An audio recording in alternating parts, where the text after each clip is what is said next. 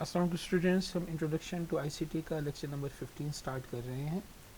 हम लोगों ने लास्ट टाइम ये देखा था इंफॉर्मेशन सिस्टम डेवलपमेंट जो है उसके बारे में हमने एक बेसिक आइडिया लिया था। हमने देखा था कि it is a process of problem solving के हमने बेसिक स्टेप्स देखे थे। ठीक है, फिर हम लोगों ने ये देखा था कि वही बेसिक स्टेप्स हम इंफॉर्मेशन सिस्टम पे भी अप्लाई कर सकते हैं। ठीक है, क्योंकि यहाँ पे भी एक ऑर्गेनाइजेशन का जब हम कोई सॉफ्टवेयर डेवलप करते हैं, so that's information system development is taken as a problem solution step for the organisation, क्योंकि ऑर्गेनाइजेशन जब भी है करंट सिस्टम से डिससेटिस्फाइड होगी तो वो नए सिस्टम को रिक्वायर करती है, जिसके लिए वो इंफॉर्मेशन डेवलपमेंट टीम जो है उसको कॉल करती है जिन्होंने सिस्टम को डेवलप करना होगा। ठीक है, लास्ट टाइम हमने कहा था एक सॉफ्टवेयर डेवलपमेंट प्रोजेक्ट जो है उसके लिए हम बहुत सी अप्रोचेज को यूज़ कर सकते हैं।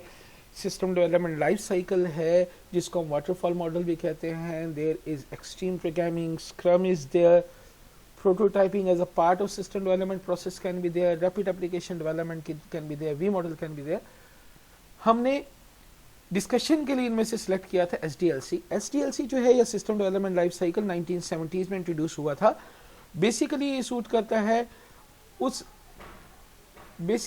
करता है उस सिचुएशन के लिए जहाँ पे हमारे पास ऑर्गेनाइजेशन की जो रिक्वायरमेंट्स हैं बहुत रैपिडली चेंज ना हो रही हों। आजकल के दौर में जहाँ पे एनवायरनमेंट बहुत डायनामिक है, SDLC एज इट इज़ जो है सॉफ्टवेयर डेवलपमेंट के लिए सूट नहीं करेगा। इसकी कोई वेरिएशन जो डिफरेंट अप्रोचेज यूज़ होंगी, हमने इसको इसलिए सिलेक्ट किया है कि ये हमारी तमाम बेसिक एक्टिविटीज जो है सिस्टम डेवलपमेंट की उनको डिस्क्राइब करते हैं। अगर हम इनको अच्छे तरीके से अंडरस्टैंड कर सकें तो फिर हमारे लिए किसी और अप्रोच को अंडरस्टैंड करना कोई प्रॉब्लम नहीं होगा। तो हम SDLC की डिस्कशन जो है स्टार्ट करते हैं। SDLC क्या है? सीक्वेंस ऑफ एक्टिविटीज़ हैं, फेजेस हैं जो परफॉर्म करते हैं to develop a new information system. अब यहाँ पे फेजेस इसमें कौन कौन सी हैं? प्रीलिमिनरी इन्वेस्टिगेशन है जिसको हम इनिशियल स्टडी भी कहते हैं, फिजिबिलिटी स्टडी भी कहते हैं। सेकेंड फेज इज एनालिसिस जिसको हम डिटेल स्टडी भी कहते हैं। System design, development, implementation, evaluation and maintenance, these are some phases. अब एक चीज ध्यान में रखिएगा, जो डिफरेंट बुक्स हैं वो इन फेजेस को डिफरेंट नेम्स और इवन नंबर ऑफ स्टेजेस भी चेंज करती हैं।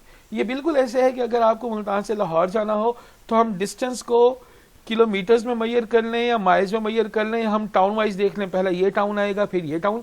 अब अगर मैं किलोमीटर्स की जगह माइल्स ले लेता हूं तो उससे डिस्टेंस कम नहीं हो जाएगा, नंबर ऑफ मीटर्स वही रहेंगे। हमने दरमियान के माइलस्टोन्स कि मुझे तसल्ली हो गई इतने किलोमीटर हो गए, माइल्स कहता हूं तो बड़ा माइलस्टोन रख दिया, दरमियान की एक्टिविटीज स्टेप्स कवर्ड वही रहेंगे, उसमें कोई फर्क नहीं आएगा।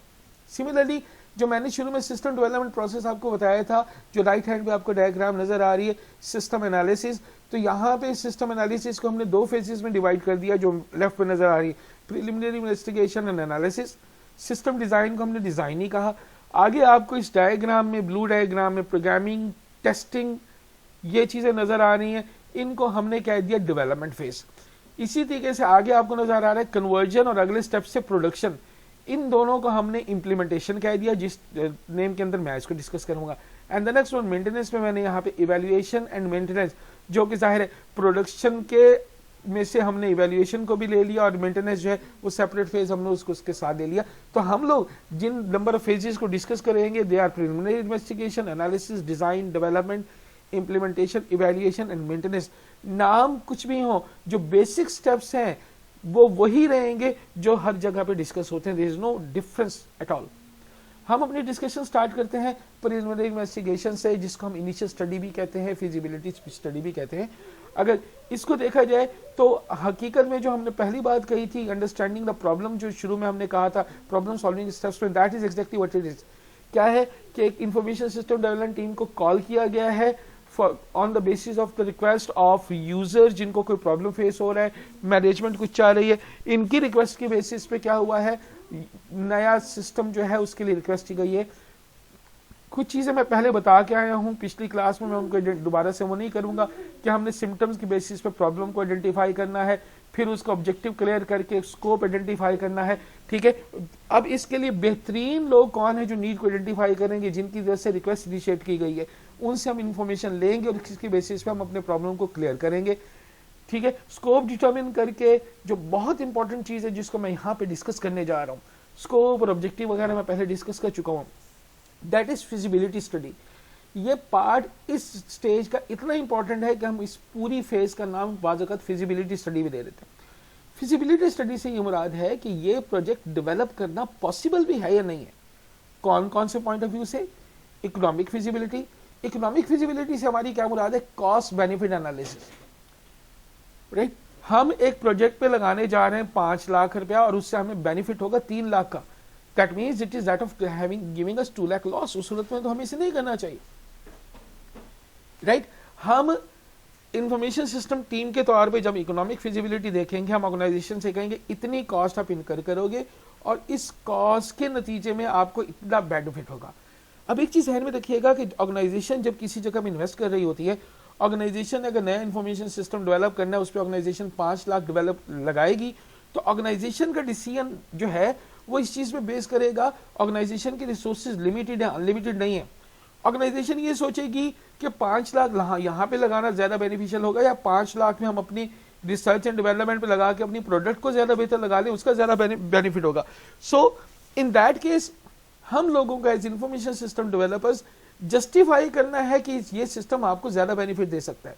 और उसमें जो ज्यादा टेक्निकल चीज है वो होती है इंटेंजिबल फैक्टर्स को डिटरमाइन करना। मसलन हम पुराना सिस्टम जो था मैनुअल था, कस्टमर आते हैं उनको आधा घंटा लगता है, आधा घंटे की बजाय अब नए सिस्टम में जो कंप्यूटराइज है 5 मिनट के अंदर ट्रांजैक्शन हो जाती है। इससे कस्टमर सेटिस्फेक्शन इंक्रीज हो जाती है। अब कस्टमर सेटिस्फेक्शन कितने रुपए की है ये तो डिटरमिन नहीं किया जा सकता, राइट। हाँ, हम इसको इनडायरेक्टली डिटरमिन कर सकते हैं अपने एक्सपर्ट गेसेस की बेसिस पे। हम ये डिटरमिन करें कि कस्टमर सेटिस्फेक्शन जो है इंक्रीज करने से हमारी ऑर्गेनाइजेशन की सेल्स बढ़ेगी। जो कस्टमर आधा आधा घंटा बैठ के तंग होकर चले जाते थे कहीं और से वो चीज ले लेते हैं, वो हमारे पास आना शुरू कर देंगे, सेल्स बढ़ेंगी तो हमारे प्रॉफिट बढ़ाएंगी। इतने % प्रॉफिट बढ़ाना जो होगा वो डेफिनेटली क्रेडिट किसको जाएगा? इसी सिस्टम को जाएगा। इसलिए हमने अपने एक्सपर्ट केसेस के साथ ऑर्गेनाइजेशन को बताना होता है कि ये प्रोजेक्ट हमारे लिए इकोनॉमिकली फिजिबल है या नहीं। मसलन जो हार्डवेयर हम चाह रहे हैं, अगर हम ओरेकल लेना चाह रहे हैं, ओरेकल की कॉस्ट 3 लाख 4 लाख है, ऑर्गेनाइजेशन कहती है हमारे पास 1 लाख का बजट है और हम समझते हैं कि फर्स्ट किया वो सॉफ्टवेयर हार्डवेयर ओरेकल के बगैर नहीं बन सकता, ठीक है। उस सूरत में जो हमारा सोल्यूशन है वो इकोनॉमिकली फिजिबल नहीं है।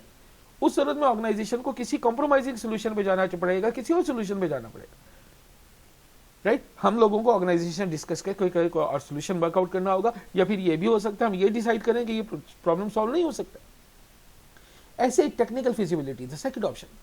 टेक्निकल फिजिबिलिटी क्या है? हम यहाँ ये डिटरमिन करते हैं कि ऑर्गेनाइजेशन जो है उसके पास डिगाइड टेक्निकल रिसोर्सेज है या नहीं है। मसलन आप कोई ऐसा सॉफ्टवेयर जा रहे हो जिसके एक्सटेंसिव कैलकुलेशंस के लिए सुपर कंप्यूटर चाहिए और सुपर कंप्यूटर पाकिस्तान में अवेलेबल नहीं है, तो in that case technically not feasible. Similarly अगर हम एक ऐसा सॉफ्टवेयर लेने जा रहे हैं जिसे हमें सैप के एक्सपर्ट चाहिए और सैप सॉफ्टवेयर के एक्सपर्ट पाकिस्तान में बहुत ज्यादा अवेलेबल नहीं है, अगर वो मुल्तान में हमें इंडिविजुअल्स अवेलेबल नहीं होंगे, हम उनको कॉल भी नहीं कर सकते, so technically that project is infeasible, क्योंकि हमारे पास रिक्वायर्ड टेक्निकल रिसोर्सेज नहीं है टू डेवलप दैट सॉफ्टवेयर। ये सारी चीजें अगर हम लोग प्रोजेक्ट बनाना शुरू कर दें और दरमियान में ऑर्गेनाइजेशन कहे जी इतना बजट था आपके पास और बजट नहीं है, तो ये सारी चीजें आफ्टर थॉट्स नहीं है, इनको हमें पहले सोचना होगा, पहले प्लान करना होगा सॉफ्टवेयर डेवलप करने से, स्टार्ट करने से पहले कि हमारे पास ये डिजायर्ड इकोनॉमिकली टेक्निकली फिजिबल है या नहीं है। नेक्स्ट जो है वो ऑपरेशनल फिजिबिलिटी। ऑपरेशनल फिजिबिलिटी एक बहुत इंपॉर्टेंट एस्पेक्ट है। कुछ लोग इसमें बिहेवियरल एस्पेक्ट जो ह्यूमंस का एस्पेक्ट है उसको लहदा कर देते हैं, but we are taking here. मसलन हम कोई ऐसा इक्विपमेंट दे रहे हैं जो डस्टी एनवायरनमेंट में काम नहीं कर सकता, तो मुल्तान की उसके अंदर that can not gate operational. यहीं पे जो ह्यूमन फैक्टर है वो भी आ जाएगा। अगर आप देखो हमारी मुल्तान में नई कचहरी बनी, लेकिन क्या हुआ जब उसकी फिजिबिलिटी डिटरमिन की गई तो उस टाइम ये सोच लिया गया होगा जी जब वहां पे बनेगी लोगों से कहा जाएगा तो चले जाएंगे, लेकिन उसके अगेंस्ट रेजिस्टेंस इतनी स्ट्रांग थी कि अल्टीमेटली जो गवर्नमेंट थी उसको डिसीजन वापस लेना पड़ा और वो वहां पे तमाम इन्वेस्टमेंट रिसोर्सेज आए गए एंड जो हमारी वो कचहरी है it's back in the city. अब आप फर्ज की एक नया प्रोजेक्ट लेके आते हो और जो लोग हैं उनको थ्रेट पड़ जाती है कि सारा कुछ कंप्यूटर करेगा तो फिर हमारी जॉब कहाँ जाएंगी? आपकी ऑर्गेनाइजेशन के 300 लेबर जो है इकट्ठी जो है वो स्ट्राइक पे चली जाती है। अब ये जो लेबर यूनियन है इसकी बाहर की लेबर यूनियन के साथ कांटेक्ट है। अब आपको इकट्ठी 300 की लेबर बाहर से भी कहीं से नहीं मिल सकती। ये एक इतना बड़ा प्रेशर ग्रुप है जो आपकी पूरी इन्वेस्टमेंट को फेल कर सकता है। इसके बारे में कितनी रेजिस्टेंस होगी, उसको कैसे कवर करना है, हो भी सकती है नहीं हो सकती, इसका काम आपने अपने सॉफ्टवेयर डेवलपमेंट के पहले स्टेज पे करना है। यहां से डिटरमिन करना है कि ये चीज फिजिबल होगी या नहीं। और इसका एक बहुत इंपॉर्टेंट एस्पेक्ट है यूजर्स इन्वॉल्वमेंट, जो मैंने आपको पिछली दफा भी कहा था कि यूजर जितना इन्वॉल्व होगा, आप उसको करीब रखोगे, उनकी रिक्वायरमेंट सुनोगे, उनको बताओगे नहीं सिस्टम के बेनिफिट्स के बारे में, तो उनके जो मिसकंसेप्शंस है वो खत्म होंगे and they will be tended towards the new system. जब आप अपनी ये फेज मुकम्मल कर लेते हो, you go for the presentation to the top management and the concern users. उनके साथ डिस्कस करते हुए हो सकता है वो आपसे इस चीज़ पे एग्री नहीं करें कि हमारा ये प्रॉब्लम है, वो कहे नहीं जी हमें तो ये चीज़ आई, आप उनको कन्विंस करोगे। या you will come to know कि कोई ऐसी इंफॉर्मेशन थी जो अब वो दे रहे हैं, यू मिस दैट वन, आप दोबारा से अपने काम का करोगे, रिफाइन करोगे, राइट। एज अ रिजल्ट क्या होगा, या तो आप कॉन्ट्रैक्ट साइन करोगे या वी आर प्रोसीडिंग, या यहीं पे इस प्रोजेक्ट को रोक दिया जाएगा, sorry that is not feasible, stop it here. If you get a yes, scope statement sign हो गई आपके और कंपनी के दरमियान में, now you are going to one step ahead to the next phase for the development of the new system. अब हमारी next phase क्या है? एनालिसिस फेज, जिसको हम कहते हैं detail study phase as well. यहां पे अब फर्ज किया हमने पूरी ऑर्गेनाइजेशन के अंदर आके प्रॉब्लम आइडेंटिफाई किया, और प्रॉब्लम ये था कि स्टॉक के अंदर जो है स्टॉक और सेल्स, जिसको हमने करंटली सेल वो करना है, हमारे स्कोप में स्टॉक और सेल्स आ गया। अब ऑर्गेनाइजेशन की परचेजेस, अकाउंट्स, बाकी एरिया जो हमारे कंसर्न का नहीं है वो हमारे सिस्टम का हिस्सा नहीं होगा जिसको हम डेवलप कर रहे हैं। आपको याद होगा जब हमने सिस्टम की डेफिनेशन अपने पहले लेक्चर में दी थी, हमने कहा था system is area of interest. इसलिए अब हम पूरी ऑर्गेनाइजेशन की डिटेल स्टडी नहीं करेंगे, rather we will be going for the detail study of the system boundaries, जिसका स्कोप हमने अपनी प्रीवियस फेज में डिफाइन किया, राइट। अब यहां पे पर्पस क्या है? इसका पर्पस है अंडरस्टैंडिंग द करंट सिस्टम, जिसका स्कोप हमने डिफाइन किया था। उस अंडरस्टैंडिंग से पूरे सिस्टम की वर्किंग को देख के हम क्या करेंगे, सिस्टम रिक्वायरमेंट्स लेंगे। System requirements mean what, problem तो आइडेंटिफाई हो गया, now here what changes should be made into the current system so that the problem given by the user is solved। क्योंकि यूजर तो तभी सेटिस्फाइड होगा जब वो हमें जिस प्रॉब्लम के लिए लाया है, जो रिक्वायरमेंट उसकी है, हम उसको फुलफिल करके दें। अब सिस्टम रिक्वायरमेंट डिटरमिन करनी है, सिस्टम को अंडरस्टैंड करना है। मसला यह है कि सिस्टम की अंडरस्टैंडिंग कहां से स्टार्ट की जाए, कैसे वर्क किया जाए। इसमें हम क्या करते हैं, 2 स्टेप्स में इसको करते हैं। पहला काम data collection, data gathering, and the second one data analysis. Data collection, मुझे जाहिर है वहां के यूजर्स, मैनेजर्स, क्लर्क्स, ऑपरेटर्स, उन सब के साथ बैठना है, इंफॉर्मेशन को कलेक्ट करना है। और डाटा गैदरिंग के लिए जो हमारे पास टूल यूज होते हैं, उस तरफ आते हैं हम लोग। डाटा गैदरिंग के लिए हम जो टूल्स यूज करते हैं, they are interviews, questionnaires, the current material of the organisation, observation and sampling. Interviews में क्या करते हैं, इंटरव्यू बेसिकली क्या होता है, 1 by 1 इंटरेक्शन। मैं सामने बैठा हूं, आपका इंटरव्यू कर रहा हूं, तो इंटरव्यू के जरिए मुझे एडवांटेज क्या होता है, it is quite a flexible tool. Structured भी होते हैं, अनस्ट्रक्चर्ड भी होते हैं। अमूमन हम जो एडवांटेज लेते हैं वो अनस्ट्रक्चर्ड का लेते हैं। कुछ मखसूस क्वेश्चन पहले से लिखे हुए हैं स्ट्रक्चर्ड, लेकिन जहां पे मैं फील करता हूं कि मुझे ये इन्फॉर्मेशन आपसे ज्यादा बेहतर मिल सकती है, मैं उन क्वेश्चन में थोड़ी वेरिएशन भी कर लेता हूं, आपसे पूछना शुरू कर देता हूं उसके बारे में। आपके आंसर्स भी इंपॉर्टेंट है, और आपके जो नॉन वर्बल क्यूज हैं, आप क्वेश्चन को सोचते हुए जवाब दे रहे हो, चेंज करने की कोशिश कर रहे हो, आपके जहन से लगता है आप किसी की कोई सिस्टम की मिस्टेक है, लेकिन आप उसको छुपाने की कोशिश कर रहे हो कि कहीं मेरा बॉस नाराज ना हो जाए, ठीक है। तो हम सिर्फ जो इंफॉर्मेशन है उस पर फोकस नहीं कर रहे होते, इंफॉर्मेशन के साथ आपके जेस्चर्स, पोस्चर, आपकी वॉइस की जो टोन है, वो तमाम चीजें भी हमें इंफॉर्मेशन दे रही होती हैं। So interviews give us qualitative and quantitative data, and by different questions we can cross confirm as well, but it is a most time consuming and costly technique, most costly technique, लेकिन सबसे effective है। On the other hand second extreme है questioners. Questioners में क्या होता है, मैंने एक क्वेश्चनर बनाया है, ये क्वेश्चन उसके लिए आंसर छोड़ दिया, ये क्वेश्चन उसके लिए आंसर छोड़ दिया, और ये क्वेश्चनर हम बहुत से लोगों से, जहां एक जैसी इंफॉर्मेशन बहुत से लोगों से लेनी हो, तो वहां पे हम क्या करते हैं, 50-100 लोगों को अलहदा से इंटरव्यू करना बहुत टाइम टेकिंग होगा। क्वेश्चनेयर के जरिए हम उनसे इन्फॉर्मेशन ले लेते हैं, लेकिन क्वेश्चनेयर के केस में क्या होता है कि हमारा पॉपुलेशन पे कंट्रोल नहीं होता। कई बार आपने सर्वेज में, आपके कॉलेज में, यूनिवर्सिटी में कई लोग आए होंगे, उससे सर्वे करवाया, मेरा सर्वे है, इस पर इन्फॉर्मेशन ये फिल कर दो। जब आप इन्फॉर्मेशन फिल कर रहे हो तो पूछ रहे होते हो साथ वाले से, यार क्या लिखा, मैं भी यही लिख देता हूँ, या इस किस्म की कोई चीज़। 100% कंट्रोल नहीं होता, लेकिन इकोनॉमिकल है। एट वन टाइम हम बहुत से लोगों से इकट्ठी इन्फॉर्मेशन ले लेते हैं। हाँ, उसके साथ में हम इंटरव्यू को मर्ज कर सकते हैं कि उनमें से कुछ लोगों को इंटरव्यू करके क्रॉस वेरीफाई कर लिया जाए।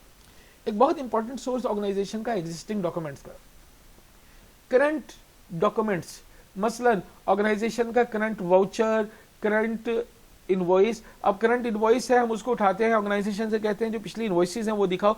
जब हम इनवॉइसेज देते हैं तो वहां पे प्रोडक्ट टोटल का एक टैग लिखा हुआ है कि इतनी क्वांटिटी, इतनी प्रोडक्ट, इसमें ये, इसमें के अंदर ये डिस्काउंट है, लेकिन प्रोडक्ट के डिस्काउंट में कभी आपको कोई एंट्री नजर नहीं आ रही। उससे पता चलता है कि ये इन्फॉर्मेशन यहाँ पे लिख तो दी गई है, लेकिन प्रैक्टिकली कहीं यूज नहीं होती। पूरी इनवॉइस के ऊपर अगर डिस्काउंट देना हो तो एक ही डिस्काउंट ऑफर होता है, प्रोडक्ट पे इंडिविजुअल डिस्काउंट ऑफर नहीं होता। इस तरीके की बहुत सी इंफॉर्मेशन, कौन सी वैल्यू यूज हो रही है, कौन सी आउटडेटेड है, कौन सी प्रॉपरली यूज नहीं हो रही है, कहाँ पे फ्लॉज है, हम उनको एग्जिस्टिंग डॉक्यूमेंट से भी देख सकते हैं। Observation another very important tool जिसको हम यूज करते हैं for information flow from desk to desk, desk to desk, place to place information को लेने के लिए। मैं आपसे इंटरव्यू कर रहा हूं कि क्या होता है, आपसे पूछा जाता है जी हाँ जी एडमिशन के लिए या फी पे करने का प्रोसेस क्या है। आप कहते हो जनाब फलां क्लर्क के पास जाते हैं, उससे ये इन्फॉर्मेशन देते हैं, उसके मुताबिक हमें क्या करता है, फलां वाउचर निकाल के देता है, फिर फलां जगह जाते हैं, उसकी कंफर्मेशन करवाते हैं, फिर बैंक जाते हैं, फिर फलां करते हैं।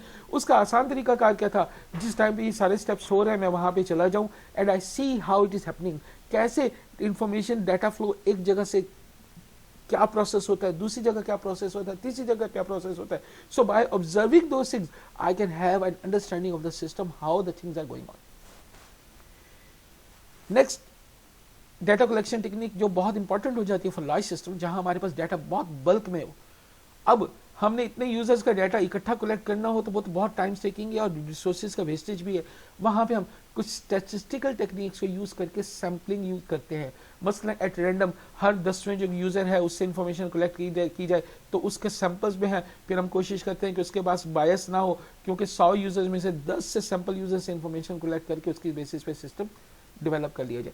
अब हमने डाटा कलेक्ट कर लिया, डाटा कलेक्शन जो है उसके बाद में हमने इस डाटा को अंडरस्टैंड करना है। लेकिन अगर डाटा को अंडरस्टैंड करने के लिए मेरे पास ये डाटा 20 पेजेस में 25 पेजेस पे मैं उसको पढ़ना शुरू करता हूं, मैं उसको याद तो नहीं करूंगा, रटा तो नहीं लगाऊंगा, मैंने उसको पढ़ना शुरू किया है, एक पेज पढ़ा है, दूसरे पेज के क्या हो इन्फॉर्मेशन और फर्स्ट पेज इज लॉस्ट। इसलिए हम क्या करते हैं, डाटा को इस फॉर्म में लेके आते हैं जो हमारे लिए अंडरस्टैंड करने के काबिल हो। हम क्या करते हैं, ग्राफिकल टूल्स को यूज करते हैं to represent data in the shape in which we can understand it. इसको हम क्या कहते हैं, डाटा मॉडलिंग कहते हैं। डाटा मॉडलिंग के लिए हमारे पास बहुत से टूल्स यूज होते हैं जो हम प्रीवियसली स्ट्रक्चर्ड अप्रोच में यूज करते थे, data flow diagram, structure charts, और डेटाबेस डिजाइन के लिए ERDs को हम यूज करते थे। ऑब्जेक्ट ओरिएंटेड प्रोग्रामिंग में आके हम लोगों ने यूनिफाइड मॉडलिंग लैंग्वेज जो है इसको जो स्टैंडर्ड के तौर पे डिवाइस किया। इसमें भी बहुत से टूल्स हैं जो हमारे पास अल्टरनेट है ऊपर वाले टूल्स का जो ऊपर लिखे हुए हैं, use case diagram, activity sequence diagram, class diagram, sequence diagram, ये तमाम टूल्स हैं which can be used to model the system, to represent the system in graphical way so that we can have proper understanding of that system. Then यहां पे मैंने एक sample DFD आपके सामने दी है, जहां पे क्या है, ये एक्चुअली ये DFD का पहला लेवल है जिसको हम कहते हैं कॉन्टेक्स्ट लेवल DFD। यहाँ पे कॉन्टेक्स्ट डायग्राम में हम क्या करते हैं, पूरे सिस्टम का बता रहे हैं, एडमिशन सिस्टम कौन कौन से काम करेगा, किस किस से इंफॉर्मेशन सिस्टम के पास डाटा आ रहा है और कहां से डाटा फ्लो करके बाहर वालों के पास जा रहा है। फिर हम इसकी नेक्स्ट लेवल डायग्राम्स बनाते हैं, level 1 diagram, that is a level 0 diagram, level 1, level 2। उस तरीके से हम क्या करते हैं, सिस्टम के अंदर फर्दर डिटेल्स को ऐड करते जाते हैं। ये ग्राफिकल रिप्रेजेंटेशन हमें सिस्टम को अंडरस्टैंड करने में हेल्प आउट करती है। इसके बाद हमने क्या किया, डाटा एनालिसिस किया, जिसका रिजल्ट क्या आया है, हम लोगों ने सिस्टम की अंडरस्टैंडिंग डेवलप की, जहां से हमारे पास क्या आया, what is needed to be done in the system so that the problem is solve, जिसको हमने शुरू में कहा था सिस्टम रिक्वायरमेंट्स, राइट। हमने सिस्टम की रिक्वायरमेंट जो है उनको डिटरमिन कर लिया, राइट, ओके। अब हमें सिस्टम की रिक्वायरमेंट्स मिल गई है, next task is that of design. Design में हम क्या करते हैं, हमने सिस्टम में चेंजेस लानी कैसे हैं। एनालिसिस का क्वेश्चन तो what is needed to be done. अब यहां पे हाउ, हमने क्या करना है, प्रोग्राम क्या बनेंगे, क्या क्या प्रोसेसिंग होगी, यूजर को इंटरेक्शन कैसे देनी है, बैक एंड पे डेटाबेस जो है वो किस किस्म का होगा, ये सारी चीजें हम यहाँ पे दे रहे होते हैं, जिसका रिजल्ट क्या है, हम we get here requirement specification, that means how to do that. हमारे पास यहाँ पे प्रोग्राम्स का स्केच भी आ जाता है, हमारे पास यहाँ यूजर से इंफॉर्मेशन कैसे लेनी है, उसको डिस्प्ले कैसे करनी है, all those things we get. So यहाँ पे डिजाइन में बेसिकली हम कर क्या रहे होते हैं, इंटरफेस डिजाइन। इंटरफेस डिजाइन से क्या मुराद है, यूजर से इंटरेक्शन कैसे होगी। इंटरफेस हम पहले भी जानते हैं क्या होता है, मसलन आपका जो आईएसपी का पोर्टल है, तो वहां पे जो इंटरफेस है, आप क्लास पे आते हो, क्लास का नाम है, आगे ओपन या फिर ऊपर मेन्यूज दिए हुए हैं, that is the part of that interface design, जिसके जरिए आप उसके साथ इंटरेक्ट कर रहे हो। इसी तरीके से जब आप कोई अपने स्कोर्स वगैरह देखना चाह रहे हो, उसकी जो रिपोर्ट आ जाती है सामने, यही आपके मार्क्स हैं, दोज डिटेल्स, तो that is the report, that is a part of interface design. इसी तरीके से सेकंड इंपॉर्टेंट चीज जो हमारे इस पूरे इंफॉर्मेशन सिस्टम की बैकबोन है, डेटाबेस डिजाइन। कौन कौन से टेबल्स हैं, उनकी कौन सी प्राइमरी कीज है, हर उसके एंटिटी का जो हमने स्कीमा है वो क्या डिजाइन किया है, वो एक दूसरे के साथ लॉजिकली कैसे लिंक्ड है, that is a part of design activity for the system. Program design में हम क्या करते हैं, प्रोग्राम्स का ओवरऑल स्केच डेवलप कर रहे होते हैं कि प्रोग्राम में कौन कौन सी एक्टिविटीज होंगी। It may be in English like language, जिसको हम सूडो कोड कहते हैं। अभी हमने इसको किसी लैंग्वेज में प्रोग्राम करना शुरू नहीं किया, हमने तो ये ओवरऑल स्केच डिजाइन किया है कि हमने प्रोग्राम के सीक्वेंस ऑफ एक्टिविटीज क्या होंगी। वो एक मैक्रो लेवल पे, लार्जर लेवल पे भी हो सकती हैं, ठीक है, यही एक्टिविटीज होंगी, ठीक है, उसमें हमारे कौन से प्रोग्राम होंगे, उनके सब प्रोग्राम्स कौन से होंगे, उनके सब प्रोग्राम्स कौन से होंगे, ये डिटेल आप लोग, इसका आइडिया जो है, आई होप कि आप लोग इसको प्रोग्रामिंग के कोर्स के अंदर ले चुके हो। फिर टेस्ट केस डिजाइन, हमारे हर प्रोग्राम के अंदर कौन सा डेटा होगा जिसके जरिए हम टेस्ट करेंगे कि हमारा प्रोग्राम ये वैलिड है। हमने मार्क्स एंटर करने हैं, तो मार्क्स की डेटा वैल्यू को वैलिड देखने के लिए मैं वैल्यू दूंगा -6। एक टेस्ट केस हो गया नेगेटिव वैल्यू पे, इसको रिस्पांस देना चाहिए, हाँ जी ये वैल्यू इनवैलिड है। 100 से ऊपर पे टेस्ट करूंगा वैलिड है या नहीं, इनवैलिड है। इसी तरीके से 0 to 100 दूंगा और फिर देखूंगा क्या रिस्पांस है, क्या कंसर्न ग्रेड ठीक आता है नहीं आता। इस तरीके से हम हर एक के टेस्ट केसेस यहाँ पे डिजाइन कर रहे होते हैं कि कौन कौन से होंगे। अब हम आ रहे हैं डेवलपमेंट एक्टिविटी पे। अब हम लोगों ने जो डिजाइन बन गया, अब हमने उसको कंसर्न टूल जो हमने सिलेक्ट किया है, हार्डवेयर सिलेक्ट किया, उन पे इंप्लीमेंट करना है। पहला काम कोडिंग, प्रोग्रामिंग। हम क्या कर रहे हैं, वो जो हमारे पास स्केच आया था प्रोग्राम्स का, उसको कौन कौन से सिस्टम है, उसके सब सिस्टम्स कौन से हैं, सब सिस्टम के अंदर फंक्शंस कौन से, उन फंक्शंस के अंदर कौन कौन से फंक्शंस कॉल हो रहे हैं, ये सारा हम पहले स्केच कर चुके हुए हैं। अब हम उन इंडिविजुअल फंक्शन जो हमने बनाए थे कि ये फंक्शन बनेगा, वहां में हमने उसकी माइक्रो डिटेल नहीं दी, यहां पे अब हम उसकी प्रोग्रामिंग करने जा रहे हैं। राइट, कंसर्न लैंग्वेज के अंदर जो DBMS है उसके अंदर हम उसको प्रोग्राम करने जा रहे हैं। प्रोग्राम बन गया, उसके बाद बहुत इंपॉर्टेंट चीज टेस्टिंग। ये टेस्टिंग हम कुछ हद तक पहले भी करके आए हैं। ये टेस्टिंग हमने थोड़ी सी वहां पे जब हम कर रहे थे इन डिजाइन फेज, हम इसको वहां पे कहते हैं प्रोग्राम चेकिंग। हम लोगों ने अपना प्रोग्राम मैंने दूसरे प्रोग्रामर को दे दिया, या फिर मैंने पेज के ऊपर स्केच किया चार्ट्स के जरिए कि ये प्रोग्राम ठीक काम कर रहा है नहीं। क्योंकि अगर कोडिंग तक एक गलती पहुंचती है तो उस सूरत में क्या होगा, हम उसको ठीक करना ज्यादा एक्सपेंसिव हो जाएगा। वहां हमने इसको कुछ हद तक किया था। अब मजीद जो प्रोग्राम बन चुका हुआ है, हम उस पर उसको रिगोरसली टेस्ट करेंगे, प्रोग्राम के इनपुट देंगे और देखेंगे डिजायर्ड आउटपुट देता है नहीं। अब कंसर्न इनपुट क्या होगा, डिजायर्ड आउटपुट क्या होगा, एक्चुअल आउटपुट इससे मैच करता है नहीं, ये केसेस हम पहले से आइडिया ले चुके हुए थे, यहां हम उनके इंप्लीमेंटेशन करने जा रहे हैं। ये चीज किसी भी सॉफ्टवेयर के लिए बहुत इंपॉर्टेंट होती है, क्योंकि अगर ये गलतियां यहां ना पकड़ी गई, यूजर के पास गई और रन करते हुए सिस्टम में जब सिस्टम रन कर रहा है, इन गलतियों को ठीक करना भी एक्सपेंसिव पड़ेगा और हमारा यूजर डिससेटिस्फाइड भी होगा, जिसको प्रॉपर सर्विसेज नहीं मिल रही। जब हम सिस्टम को टेस्ट करते हैं, टेस्टिंग का पर्पस है कि जितने एरर हैं उनको मुमकिन हद तक निकाल लो। कोई भी सिस्टम 100% एरर प्रूफ नहीं होता है, लेकिन हमारी कोशिश होगी हम ज्यादा से ज्यादा एरर्स को फाइंड करके यहाँ पे निकाल सकें, ताकि जितने कम एरर्स यूजर्स के पास फॉरवर्ड होंगे उतना हमारे सिस्टम की परफॉर्मेंस उतनी बेहतर होगी। इसलिए जितने सॉफ्टवेयर हाउसेज उनका separate control, quality control department होता है, और इससे अमूमन सॉफ्टवेयर डेवलपर्स खासे डरते हैं, क्योंकि ये इन हाउस रिप्रेजेंटेटिव होते हैं ऑफ द कस्टमर। ये लोग वही क्वेश्चंस बैठ के उखाड़ पिछाड़ करेंगे उस सॉफ्टवेयर की, कोशिश करेंगे उससे गलतियां निकालने की कि जो कस्टमर कर सकता था, ताकि जो गलतियां हैं यहीं पर पकड़ी जाए, आगे ना जाए। साथ में ही हम काम कर रहे होते हैं ट्रेनिंग मैनुअल्स डेवलप करने का। ट्रेनिंग मैनुअल्स डेवलप कर रहे हैं अपने यूजर्स के लिए, ये मेन्यू होगा, ये मेन्यू होगा, क्योंकि डेवलप करने के फौरन बाद जब हम इंप्लीमेंटेशन की तरफ आएंगे तो वहां पहला काम जो होगा वो यूजर्स को गाइड करना होगा, यूजर को ट्रेन करना होगा। यूजर करंट सिस्टम को यूज करना जानते होंगे, जैसे आप लोग एक्सेल और वर्ड पढ़ रहे हो, अगर आप उस कंसर्न सिस्टम को यूज करना नहीं जानते होंगे तो जाहिर है सिस्टम प्रॉपर वे में इंप्लीमेंट नहीं हो सकेगा। अब सिस्टम डेवलप हो चुका, हम जा रहे हैं इंप्लीमेंटेशन की तरफ। इंप्लीमेंटेशन का काम पहला हमने क्या किया, यूजर्स को ट्रेनिंग दे ली, यूजर नए सिस्टम पे काम करना समझ चुके हुए हैं। Now we are coming towards conversion of the system. Conversion में क्या है, पहला काम तो है डेटा कन्वर्जन।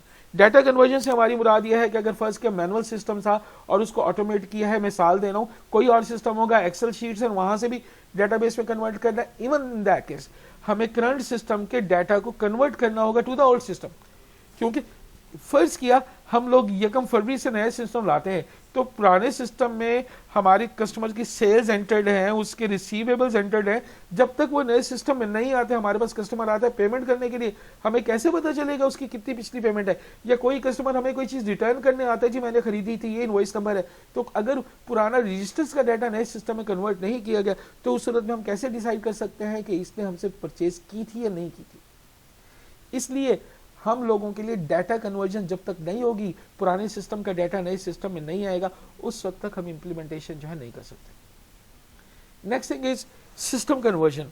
सिस्टम कन्वर्जन में क्या है, अब हम पुराने सिस्टम की एग्जीक्यूशन को रोक देंगे और नए सिस्टम की जो इंप्लीमेंटेशन है, एग्जीक्यूशन है, उसको स्टार्ट कर देंगे, राइट। अब इस सिस्टम में सिस्टम कन्वर्ट करने के लिए पुराना सिस्टम काम करना छोड़ दे और नया सिस्टम काम करना शुरू कर दे, इसके लिए हम बहुत सी अप्रोचेज यूज करते हैं जिनका मैंने आपको आगे रेफरेंस दिया हुआ है। System conversion technique, direct conversion, parallel conversion, face conversion, pilot conversion. मैं यहाँ पे जस्ट इनका रॉ आइडिया देता जाता हूँ, बाकी हम इंशाल्लाह इस क्लास में डिस्कस करेंगे।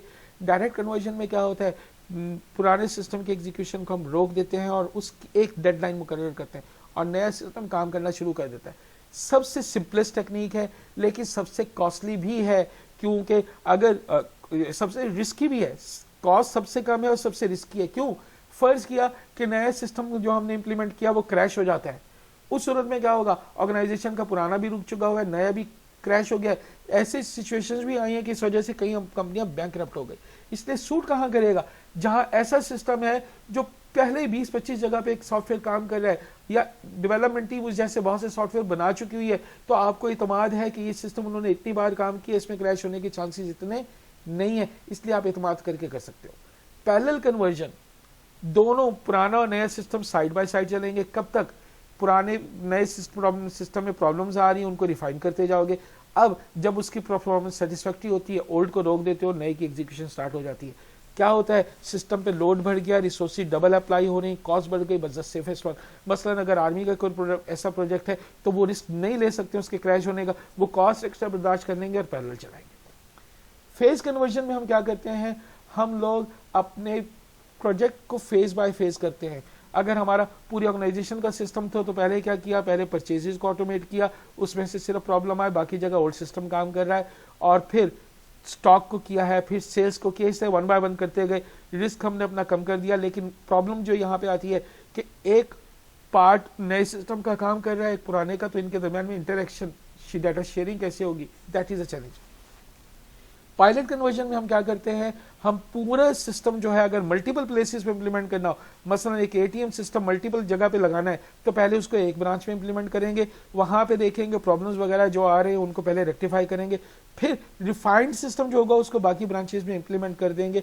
उस तरीके से हम अपना रिस्क कम कर सकते हैं। अगर तमाम ब्रांचेस में इकट्ठा इंप्लीमेंट कर दें बैंक की और हर जगह से इकट्ठे प्रॉब्लम्स आए तो उनकी सर्विस देना बहुत मुश्किल हो जाएगी, राइट। अब हमने सिस्टम डेवलप कर लिया, नेक्स्ट टास्क क्या है, इवैल्यूएशन एंड मेंटेनेंस। हम लोगों ने सिस्टम की एग्जीक्यूशन स्टार्ट हो गई, यूजर को मिल गया, अब हम देखेंगे सिस्टम ठीक काम कर रहा है नहीं कर रहा। अब अगर सिस्टम के अंदर प्रॉब्लम्स हैं तो कंपनी आपको मुकम्मल पेमेंट नहीं करेगी, वो आपसे कहेगी इनको रिफाइन करके दो, ठीक है। अदरवाइज सिस्टम ठीक है तो you will get the payment. अगर इसके हिस्से में तो फाज़ अगर आप कह रहे हो प्रॉब्लम, हमने तमाम रिक्वायरमेंट्स ठीक दी हैं, कंपनी आपको ब्लैकमेल कर रही है और काम करवाना चाह रही है, दूसरी तरफ कंपनी ठीक है आप जान छुड़वा के कुछ कम फीचर्स देके भागना चाह रहे हो, then a third party solution can be there as well. Do keep one thing in mind, the best evaluator is the user जो सिस्टम को यूज करेगा। टॉप मैनेजमेंट ने भले रिक्वेस्ट दी हो आपको कि हम नया सिस्टम चाहते हैं, लेकिन अगर यूजर जो नीचे बैठा काम कर रहा है वो कहता है मैं काम से मुझे सिस्टम समझ नहीं आ रहा, तो कंपनी आपसे कहेगी मेरे क्लर्क और मेरे ऑपरेटर को खुश करो, काम मैंने बैठ कर नहीं करना, डाटा मैंने टाइप नहीं करना, डाटा उन लोगों ने टाइप करना है। राइट, इवेल्युएशन हो गई, अब सिस्टम रन कर रहा है। अब जो माइनर चेंजेस आती रहेंगी, छोटी छोटी चेंजेस, सर्विसेज हम देते रहेंगे अगले 5 साल 6 साल 7 साल 8 साल जब तक सिस्टम की लाइफ है। अब उसके बाद जब कंपनी के अंदर एक बड़ा प्रॉब्लम सॉफ्टवेयर में आया और वो नए सिरे से सॉफ्टवेयर डेवलप करना जा रहे हैं, we go back to first phase preliminary investigation. So evaluation maintenance के बाद हम दोबारा कुछ अरसे बाद सर्विसेज देते रहेंगे। Maintenance is a life ongoing process जब तक हम नए सिस्टम की डेवलपमेंट के लिए दोबारा फर्स्ट फेज प्रिलिमिनरी इन्वेस्टिगेशन पे नहीं आ जाते। Right, so that is the reason we call it the system development life cycle. That is a cyclic process, will continue with the information system life onward. Okay guys, we are concluding our lecture.